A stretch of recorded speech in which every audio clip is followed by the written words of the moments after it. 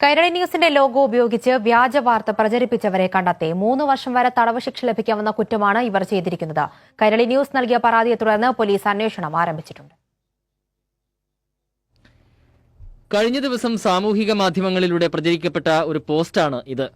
കൈരളി ന്യൂസിന്റെ ലോഗോ ഉപയോഗിച്ചായിരുന്നു ഈ വ്യാജ വാർത്തയുടെ നിർമ്മിതി.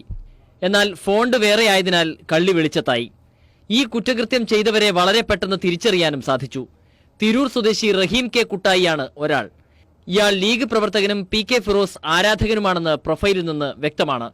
ഫൈസൽ പരിയങ്ങാടാണ് മറ്റൊരാൾ. ഇയാൾ കോൺഗ്രസ് പ്രവർത്തകനാണ്. പിണറായി വിരുദ്ധമായ പോസ്റ്റുകളാണ് ഫൈസൽ പരിയങ്ങാടിന്റെ ടൈം ലൈൻ നിറയെ.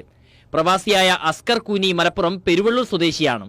മുസ്ലിം ലീഗിന്റെ മുഖപത്രമായ ചന്ദ്രികയുടെ പ്രചാരണ ക്യാമ്പയിൻ ഉൾപ്പെടെ UDFന്റെ രാഷ്ട്രീയ പ്രചാരണങ്ങളാണ് ടൈം ലൈനിൽ. ഇയാൾ വിദേശത്ത് ഡ്രൈവറാണ്. കോഴിക്കോട് സ്വദേശിയായ മുസാഫർ മുഹമ്മദ് UDF അനുഭാവിയാണ്. ആരോഗ്യമന്ത്രി KK ശൈലജ ടീച്ചറെയും വിദ്യാഭ്യാസ മന്ത്രിയെയും അവഹേളിക്കുന്ന പോസ്റ്റുകൾ ഇയാളുടെ ടൈം ലൈനിലുണ്ട്. തൃശൂർ സ്വദേശി അഖിലേഷ് അടാട്ടുപറമ്പിൽ യൂത്ത് കോൺഗ്രസ് വടക്കാഞ്ചേരി അസംബ്ലി വൈസ് പ്രസിഡന്റാണ്.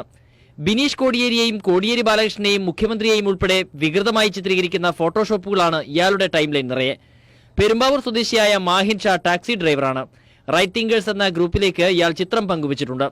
വയനാട് ചുങ്കത്തറ സ്വദേശിയായ ആസിഫ് സൗദിയിൽ തബൂക്കിൽ ജോലി ചെയ്യുന്നു. മോശം ഭാഷ ഉപയോഗിച്ചാണ് വ്യാജ ചിത്രം ഇയാൾ പ്രചരിപ്പിക്കുന്നത്.